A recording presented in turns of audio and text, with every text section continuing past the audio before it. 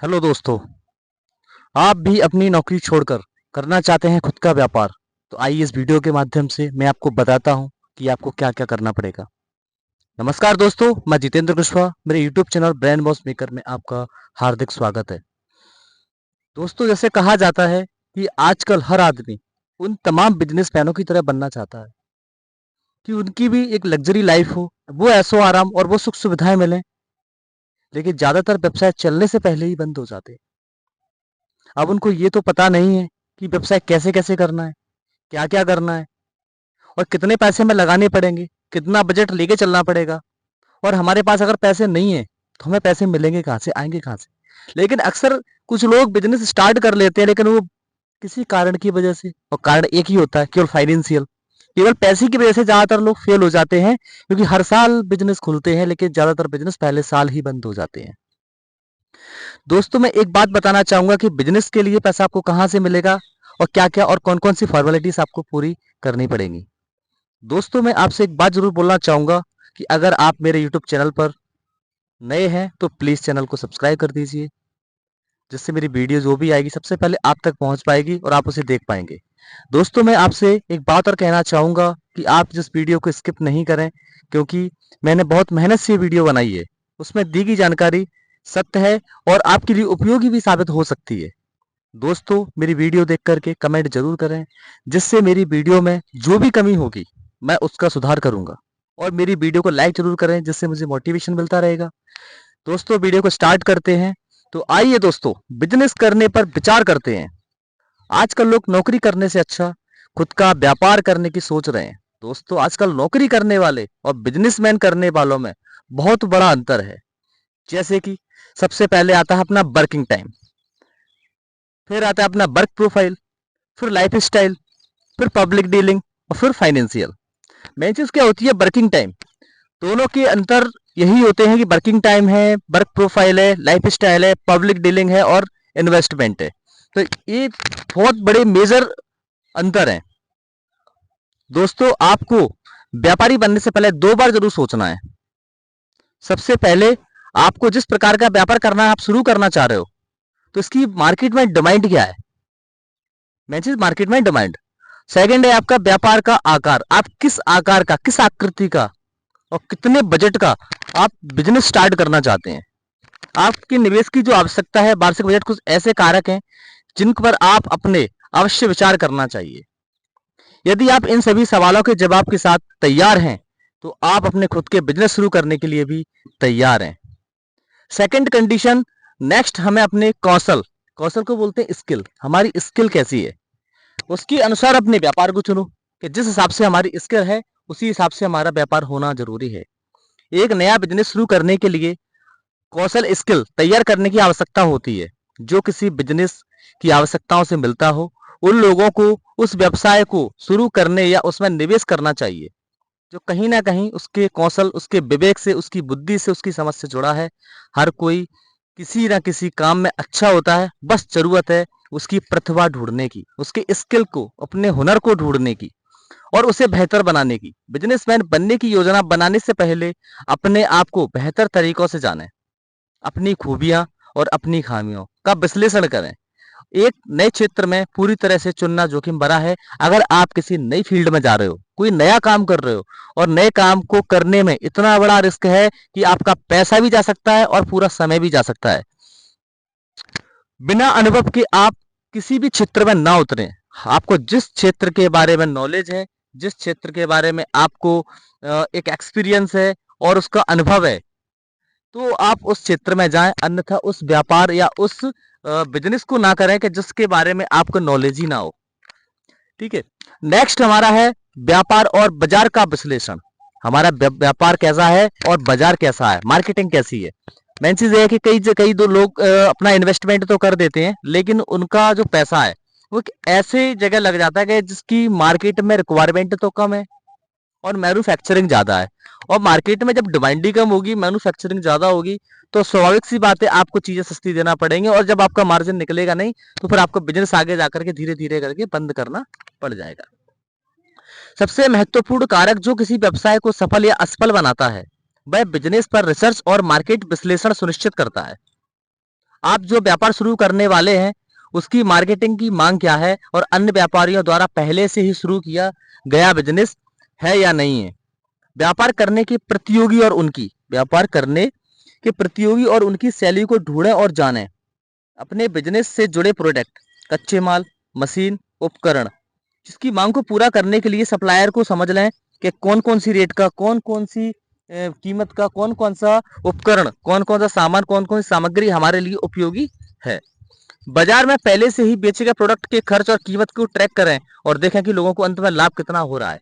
कि अगर आप किसी मार्केट रिसर्च में जा रहे हो, जैसे कि पहले से ही हमारा अगर इलेक्ट्रॉनिक होम अप्लायंसेस का बिजनेस स्टार्ट करना चाह रहे हैं, तो हमें ये देखना पड़ेगा कि मार्केट के अंदर में कि पहले से ही वो चीजें चल रही हैं तो उसकी मैन्युफैक्चरिंग कॉस्ट क्या है और उसका रॉ मटेरियल कितने का आता है, उसको बनाने में पूरा हमारा प्रोसेस क्या जाता है।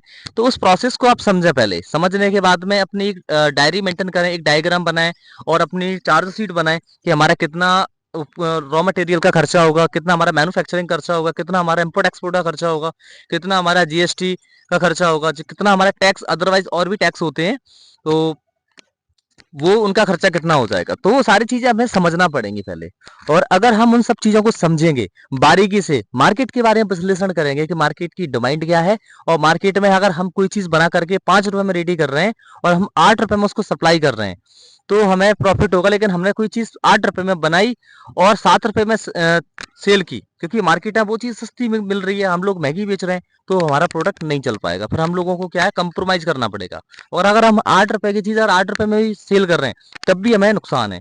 इसीलिए सबसे पहले हमें अपने व्यापार की मार्केटिंग के बारे में, व्यापार की मैन्युफैक्चरिंग के बारे में, व्यापार के रॉ मटेरियल के बारे में, जिस प्रोजेक्ट में हम काम करना चाह रहे हो उसके बारे में आपको मार्केट रिसर्च करना पड़ेगा। मार्केट उसकी डिमांड रिक्वायरमेंट है या नहीं है। इसका नेक्स्ट हम ये जाने कि हमारा इन्वेस्टमेंट कितना होने वाला है। अगर हम कोई भी नया व्यापार स्टार्ट कर रहे हैं, कोई भी बिजनेस, तो उसमें ये देखना पड़ेगा कि हमारा खर्चा कितना है और हम खर्चे को पहले समझ लेंगे, जान लेंगे, तो फिर हम आगे जा करके कुछ कर पाएंगे। जैसे कि आपको यह तय करने की आवश्यकता होती है कि बिजनेस शुरू करने में आपका खर्चा कितना आएगा। Investment to a start a business. अगला सवाल आपको खुद से ही पूछने की जरूरत है कि आपके पास बिजनेस स्टार्ट करने के लिए उचित पैसे हैं या नहीं है। बैंक से लोन लेने की आवश्यकता हो सकती है। अगर आपके पास उचित फंड है तो कोई प्रॉब्लम नहीं है। अगर आपके पास उचित फंड की व्यवस्था नहीं है तो बिल्कुल लेना पड़ेगा।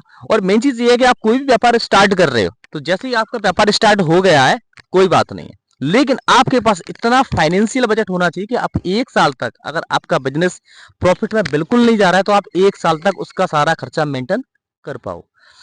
आपको और अधिक से अधिक पैसों की आवश्यकता है तो आपके लिए बिजनेस लोन के लिए आवेदन कर सकते हो।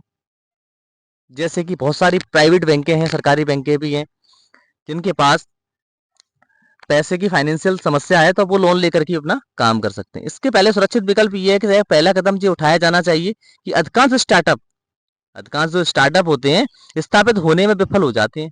चालू चालू होते ही है ना, बंद हो जाते हैं। कई कंपनियां देखी हैं और कुछ कंपनियां तो ऐसी हैं कि उन्होंने अपना रजिस्ट्रेशन करा लिया, अपनी कंपनी बनवा ली, प्राइवेट लिमिटेड फर्म बना के रेडी कर ली। उसके बाद सारे डॉक्यूमेंटेशन कंप्लीट होने के बाद में उनने ना तो खुद का मैन्युफैक्चरिंग स्टार्ट करा पाया, ना ही उनने, ऐसे बोलते हैं ना बी टू वी का मतलब होता है बिजनेस टू बिजनेस। बी2बी बहुत सारी कंपनी ऐसी है वो बी2बी काम कर रही है, खुद का मैन्युफैक्चरिंग यूनिट नहीं होता है, लेकिन वो दूसरी फैक्ट्रियों से माल उठाती हैं, रीपैकिंग करके, ठीक है, और उसमें रीलेवलिंग करके उनको आगे सप्लाई करती है अपने ई कॉमर्स वेबसाइट से और अपने और भी प्लेटफॉर्म है, सोशल साइट्स हैं बहुत सारी, वहां से वो अपना सेल करती हैं। और बिजनेस की स्थापना शुरुआती चरणों पैसों की मांग को अगर पूरा नहीं कर पाती है तो सीधी सी बात है कि उस बिजनेस को बंद होना मजबूरी हो जाती है उन लोगों की कि जो व्यापार को ओपन करते हैं, और फिर उससे उनको जाता है लॉस। फिर कहते हैं अगर हमें लॉस हो गया तो लॉस, सबसे पहले हमें अपने आप से ये सवाल करना है कि हमारे पास उचित पैसे हैं या नहीं। सेकंड, हमें उसके बाद व्यापार की करने से पहले मार्केट में ये देखना चाहिए कि ये प्रोडक्ट हमारा चलेगा या नहीं। उसके बाद हमें मार्केट के अंदर से बात फिर लोगों के ऊपर ये होना चाहिए कि हमारे प्रोडक्ट को कितने लोग लाइक करेंगे, कितने लोग डिसलाइक करेंगे। कई बार ऐसी ऐसी कंपनियां होती हैं प्रोडक्ट तो लॉन्च कर देती हैं लेकिन प्रोडक्ट के अंदर जो रिजल्ट होते हैं वो नॉर्मल रिजल्ट होते हैं। आप बताइए, नॉर्मल रिजल्ट अगर किसी प्रोडक्ट के होंगे एवरेज, तो फिर सामने वाला व्यक्ति क्यों लेगा। नेक्स्ट हमारा है बिजनेस को प्लान बनाना। जैसे कि आपने कोई बिजनेस स्टार्ट कर रहे हो तो उसका बिजनेस प्लान बनाना पड़ेगा। मैन चीज तो बिजनेस प्लानिंग है ना। आप बिजनेस प्लान नहीं बनाओगे तो कैसे बात बनेगी। बिजनेस प्लान में आपको व्यवसाय से जुड़ी सभी जानकारी शामिल होनी चाहिए। जैसे आप जो भी व्यापार कर रहे हो तो बिजनेस प्लान में वो सारी जानकारी आपकी होना चाहिए कि आप करना क्या चाह रहे हो, उसमें आपका प्रोजेक्ट क्या है और आपकी मैन्युफैक्चरिंग क्या है, प्रोडक्ट के ऊपर तुम्हारे लक्ष्य क्या है, उद्देश्य क्या है। इसके अलावा आपकी कंपनी की कंप्लायंसेस क्या क्या है, डॉक्यूमेंटेशन क्या क्या है, कंपनी कहाँ कहाँ से सर्टिफाइड है, तो वो सारी चीजें उसमें शामिल होना चाहिए। यह है कि मूल रूप से आपको बिजनेस और इसकी ग्रोथ में मदद करने के लिए एक रोड मैप है। बिजनेस प्लान आपके लाभ का परीक्षण करने, जो बिजनेस प्लान होगा वो आपके लाभ का परीक्षण करने और आपकी आर्थिक आवश्यकताओं को समझने में मदद करेगा। इसके अलावा यदि आप व्यवसाय के जो उद्देश्य हैं उनको बढ़ाने के लिए बिजनेस लोन लेना चाहते हैं तो वे अच्छी तरह से बिजनेस प्लान को लोन संस्थानों में, जैसे कि लोन बैंकें होती हैं वहां पर, जिसमें बैंक में एनबीएफसी जो नॉन व्यवसायिक जो व्यावसायिक बैंकें होती हैं जो लोन प्रोवाइड करती हैं व्यवसायियों को, जो क्या कहते हैं कंपनी डायरेक्टर को, कंपनियों को जो लोन प्रोवाइड करती है, तो वहां पे आप फिल फॉर्म को फिल करके अपने डॉक्यूमेंटेशन सबमिट करा सकते हो। जैसे कि लोन लेना है तो लोन लेने के लिए हमारी कंपनी के सबसे पहले तो 6 महीने का हमारी कंपनी का एक स्ट्रक्चर तैयार होना चाहिए, एक जिसको बोलते हैं अपन शुद्ध हिंदी में, जैसे कि वो होता है ना अपनी, जैसे अपन मकान बनाते हैं तो एक बुनियाद उसकी होना चाहिए, स्ट्रक्चर यानी ढांचा। तो सबसे पहले उसका ढांचा होना चाहिए, बिजनेस प्लान होना चाहिए, बिजनेस स्ट्रेटजीज होना चाहिए। बिजनेस प्लानिंग के अलावा बिजनेस वो होता है क्या कहते हैं प्रोडक्ट के बारे में नॉलेज, बिजनेस में आप क्या कर रहे हो, कितने का आपकी कंपनी है, कितने में आप प्रोडक्ट को अपने को मैन्युफैक्चरिंग कर रहे हो, कितने का सेल कर रहे हो, कंपनी का मार्जिन क्या है, कंपनी का बेनिफिट क्या है। तो ये सारी चीज उसमें शामिल होना जरूरी है। अगर खुद से नहीं बना पा रहे तो आप सीए की भी मदद ले सकते हो। वहां से आप ये स्ट्रक्चर पूरा कंप्लीट करने के बाद कंपनी का certificate incorporation, pan 10 memorandum, article association, GSTR, ESI, EPF, और इसके अलावा हमारे विजिलेंस सर्टिफिकेट, हमारी कंपनी आईएसओ सर्टिफाइड है या नहीं। अगर हमारी कंपनी आईएसओ सर्टिफाइड है तो लोग ट्रस्ट ज्यादा करते हैं आईएसओ सर्टिफिकेशन की कंपनी को।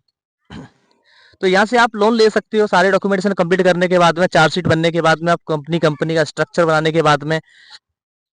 नेक्स्ट, उसके लिए स्थान, कंपनी खोलने के लिए स्थान तय करें, जगह तय करें, उसकी जगह कहाँ हो सकती है। बिजनेस के लिए एक लोकेशन होना ये महत्वपूर्ण फैसलों में से एक है। अगर वही कंपनी आपने एक देहात में खोल ली, वही कंपनी आपने सिटी में खोली, तो दोनों में बहुत अंतर है, जमीन और आसमान का अंतर है। क्योंकि ये गांव देहात में खोलने से कंपनी थोड़ी ना चल पाएगी, और वही कंपनी अगर आपकी दिल्ली, गुड़गांव, बैंगलोर जैसे शहरों में होंगी तो कंपनी को चलाने में आपको भी अच्छा लगेगा। क्योंकि शहर से गांव की तरफ कंपनी जाए तो उसका रूप बड़ा हो सकता है, गांव से शहर की तरफ कंपनी जाए उसका रूप एकदम से बड़ा नहीं हो पाएगा।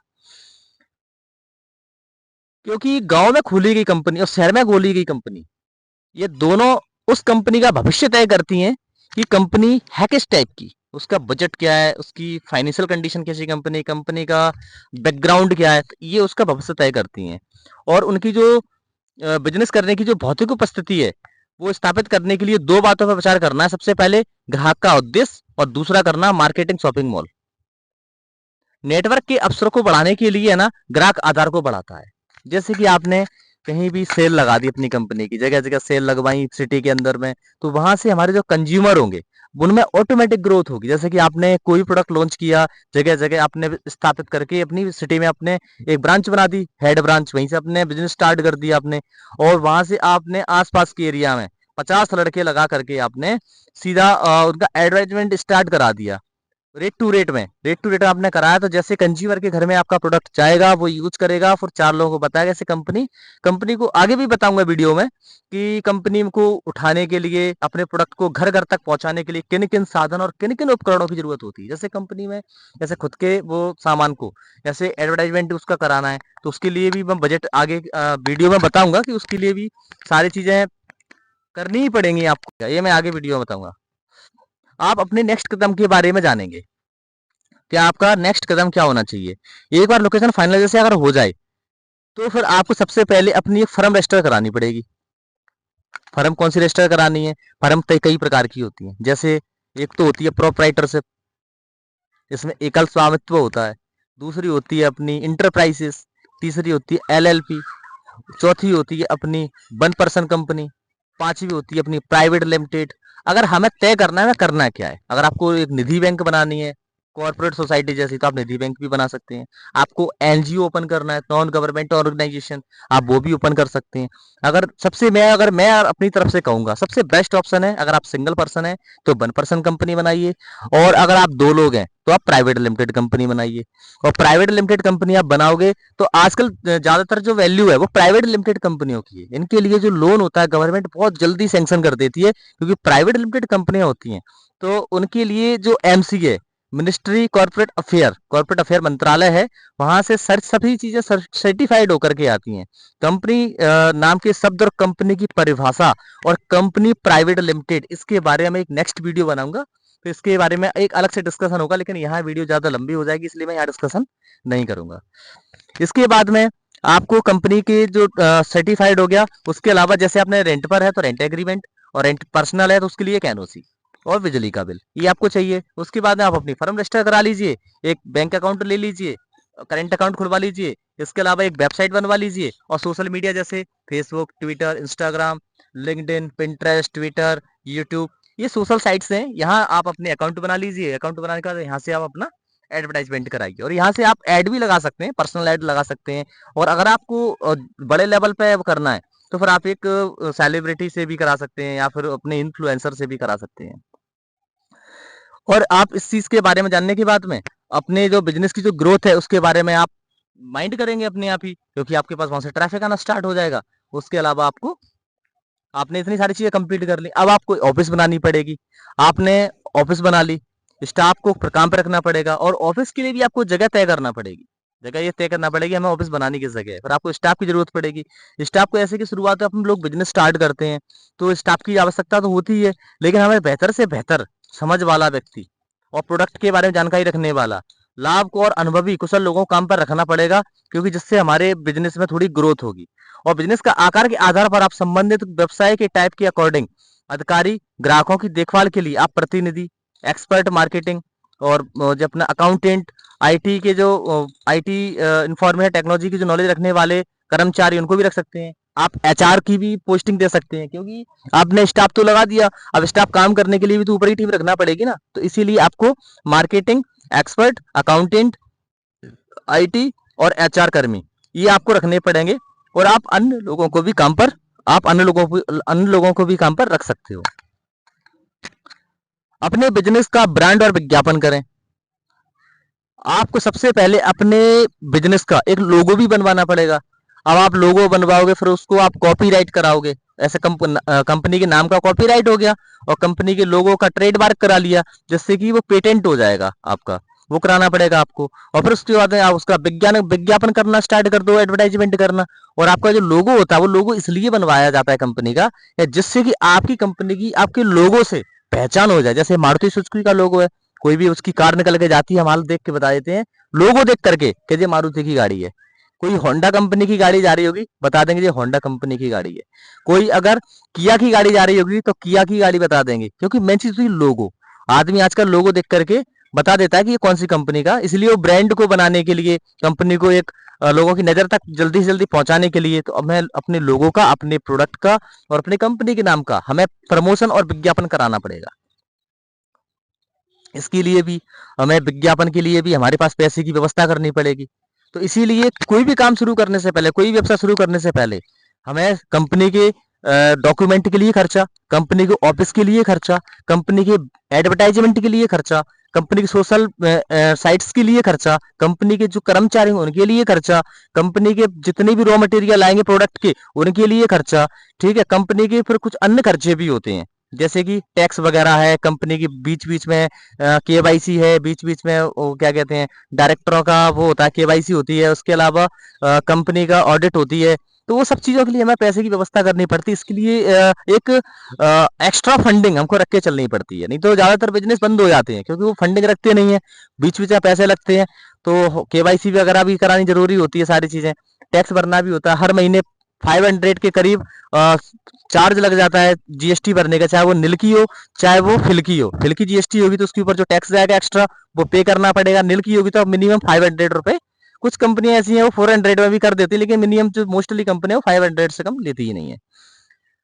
इसके अलावा बिल्डिंग एसोसिएशन, मार्केट में बने रहने और लाभ कमाने के लिए आपको प्रभावशाली ब्लॉगर्स और फ्री सैंपल गिफ्ट प्रोडक्ट को मतलब सामने वाले को सैंपल के रूप में देने पड़ेंगे, जिससे हमारे ब्रांड को ज्यादा से ज्यादा लोग जान पाए। कुछ चैरिटी होती है, कुछ गवर्नमेंट के एनजीओ होते हैं, और कुछ हमारे अधिकारी होते हैं, कुछ हमारे सेलिब्रिटी होते हैं, कुछ हमारे इन्फ्लुएंसर होते हैं। उन तक हम एक एक दो दो प्रोडक्ट पहुंचाएंगे अपना, तो वो हमारे प्रोडक्ट को यूज करेंगे, फिर वो अपने पॉइंट ऑफ व्यू और जो उसका जो रिजल्ट आएगा वो रिजल्ट को एक्सपोज करेंगे।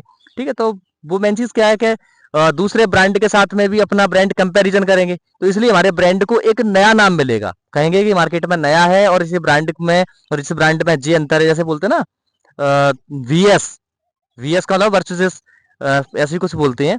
तो मतलब कि एक ऐसे एप्पल का मोबाइल है, एक तरफ सैमसंग का मोबाइल है, तो दोनों में कंपैरिजन कराया था कौन सा बेस्ट है, किसमें क्या कमी है, कहाँ कमी है, किसमें क्या अच्छा है, क्या बुरा है। तो ये सब चीजें होती हैं, तो इसीलिए महंगे ब्रांड है, अच्छे ब्रांड जो चल रहे हैं, उन ब्रांडों से हमारी जो कंपैरिजन होगी हमारे प्रोडक्ट की, तो ऑटोमेटिक हमारे प्रोडक्ट को मार्केट में एक स्थान मिलेगा, एक जगह मिलेगी। नेक्स्ट आपने ये सब तो कर लिया, अब नेक्स्ट आपको करना क्या है? कंपनी भी खुल गई, प्रोडक्ट भी हो गया, एडवर्टाइजमेंट भी हो गया, सर्टिफिकेशन भी हो गए, इसके अलावा तुम्हारे एडवर्टाइजमेंट के बाद सर्टिफिकेशन भी हो गए, और कंप्लाइंसेस भी हो गई, ऑफिस भी और मैन्युफैक्चरिंग यूनिट भी, सब चीज आपकी कंप्लीट हो गई।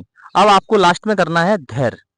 यार कुछ चीजें ऐसी होती हैं कि आपने सारी चीजें कंप्लीट कर ली, अब पैसा नहीं आ रहा है भाई, प्रोडक्ट हमारा मार्केट में चल नहीं पा रहा है ढंग से, और इतना रेवेन्यू जनरेट नहीं हो पा रहा है कि हमारा जो महीने का जो खर्चा है वो भी नहीं निकल पा रहा है। तो क्या रहता है इसमें, एक स्टार्टअप व्यवसाय के शुरुआती चरणों में लाभ के मार्जिन ब्रेक बेन की बजाय बिक्री पर अधिक ध्यान देना चाहिए। अधिकांश जो व्यापारी हैं उनको धैर्य और ध्यान की कमी के कारण बिजनेस को बीच में ही छोड़ देते हैं। व्यापार के शुरुआती चरणों के दौरान लगातार बने रहना मुश्किल का काम है। इसमें निरंतरता टूटती है और ध्यान भंग होता है, जिसके परिणाम स्वरूप नुकसान होता है। इसलिए हमेशा यह सुझाव दिया जाता है कि धैर्य रखें और कड़ी मेहनत करते रहें, और सही समय आने पर अच्छे परिणाम मिलेंगे। ये सत्य बात है, क्योंकि आप नियम ऐसे नियम संयम नियम और संयम से अगर आप चलेंगे ना तो कोई दिक्कत नहीं आएगी।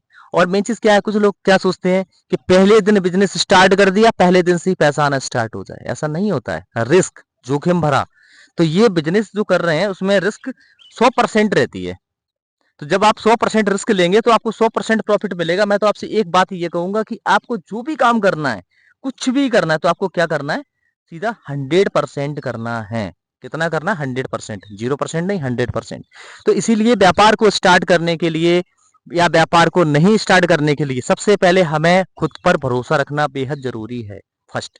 सेकंड, जब हमने खुद पर भरोसा कर लिया, सेकंड हमें रिस्क लेने की भी आदत होना चाहिए। दो, थर्ड, अगर हमारे पास पैसे की कमी है तो हमें लोन या फिर सगे संबंधियों से या कहीं ना कहीं से व्यवस्था करके उसमें लगाना चाहिए। तीन, चौथा, अगर हमने बिजनेस स्टार्ट पूरा कंप्लीट कर लिया, डॉक्यूमेंटेशन कंप्लीट हो गया और लोकेशन कंप्लीट हो गई, उसके अलावा हमको सीधा बिजनेस खोलने के लिए एक ऑफिस बनाना जरूरी होना चाहिए। इसके बाद है फिर हमको मैन्युफैक्चरिंग के लिए, अगर हमारे पास खुद की मैन्युफैक्चरिंग यूनिट नहीं है तो हम किसी भी दूसरी कंपनी से टाई अप करके अपनी कंपनी को वहां से रॉ मटेरियल लेकर के हम खुद से असेंबलिंग यूनिट बना करके हमने प्रोडक्ट को आगे मार्केट में भी हम लोग पब्लिश कर सकते हैं, बेच सकते हैं मार्केट में। इसके बाद में फिर हम लोगों को क्या करना चाहिए, अपने ब्रांड के प्रमोशन के लिए, ब्रांड के प्रमोशन के लिए कुछ सर्टिफिकेशन होते हैं, पहले उनको रजिस्टर्ड कराना चाहिए। जैसे आईएसओ है, जीएमपी है, आरओएचएस है, एफएसएसएआई है, ठीक है, और अपना आईएसआई मार्का है। इसके अलावा अपना कुछ इलेक्ट्रॉनिक के भी वो होते हैं मार्का, तो वो मुझे भी इस वीडियो में नहीं, नेक्स्ट वीडियो में आपको बताऊंगा। तो इतने सारे सर्टिफिकेशन हमारे पास होना जरूरी है। और जैसे सर्टिफिकेशन कंप्लीट हो गए, प्रोडक्ट भी कंप्लीट हो गया, फिर ब्रांड प्रमोशन के लिए हमें किसी अच्छे इन्फ्लुएंसर की तलाश करनी चाहिए जो हमारे प्रोडक्ट के बारे में नॉलेज दे, प्रोडक्ट के बारे में बताए, अपने जो उसके जो सब्सक्राइबर्स होते हैं उनके पास तक अपने प्रोडक्ट को पहुंचाए। फिर उसके अलावा हमें जगह जगह पर अपने प्रोडक्ट की ब्रांडिंग के लिए जगह जगह पर हमको एक सेल लगानी पड़ेगी। इसके बाद है फिर हमको अपने प्रोडक्ट को खुद की वेबसाइट है उस पर सेल करनी पड़ेगी, कुछ e commerce website multi vendor जो होती है वहां पर, कुछ बिजनेस टू बिजनेस प्लेटफॉर्म है वहां पर, जैसे इंडिया मार्ट है, ट्रेड इंडिया है, सुलेखा है, जस्ट डायल है, गेट डिस्ट्रीब्यूटर है। ये business to business market place website है, यहाँ पे भी अपने प्रोडक्ट को सेल कर सकते हैं। और उसके अलावा इंडिया में कुछ ई कॉमर्स वेबसाइट है, जैसे अमेजोन है, फ्लिपकार्ट है, मंत्रा है, स्नैपडील है, मीशो है। तो ये इन इन वेबसाइटों पर भी हम अपने प्रोडक्ट को सेल कर सकते हैं। तो इसीलिए मैं आपसे फिर भी कहना चाहूंगा, सबसे बेस्ट ऑप्शन आपका व्यापार करने का है। आप अगर व्यापार में जा रहे हैं, व्यापार कर रहे हैं, तो आपको व्यापार करने के लिए सबसे बेस्ट ऑप्शन आपके लिए यही है। मैं फिर भी आपसे कहना चाहूंगा, धैर्य, आपको लगन, कड़ी मेहनत, अथक प्रयास, ये सब चीजें रखनी पड़ेंगी। और आप भी उन तमाम बिजनेस और व्यापारियों की तरह ऐशो आराम, एक लग्जरियस लाइफ के मालिक बन सकते हैं। और आप एक अपनी कंपनी को नया नाम, नया स्वरूप और नया ब्रांड और भारत में एक नई पहचान के रूप में आप निखर के आ सकते हैं। बस मैं अब अपनी वीडियो को यहीं पर अंत करूंगा। और मैं आप, अगर वीडियो में कुछ गलतियां पाई गई हो तो प्लीज मुझे कमेंट बॉक्स में कमेंट करके जरूर बताएं, जिससे मैं उन गलतियों का आगे से सुधार करूंगा। राम राम दोस्तों, धन्यवाद आपका।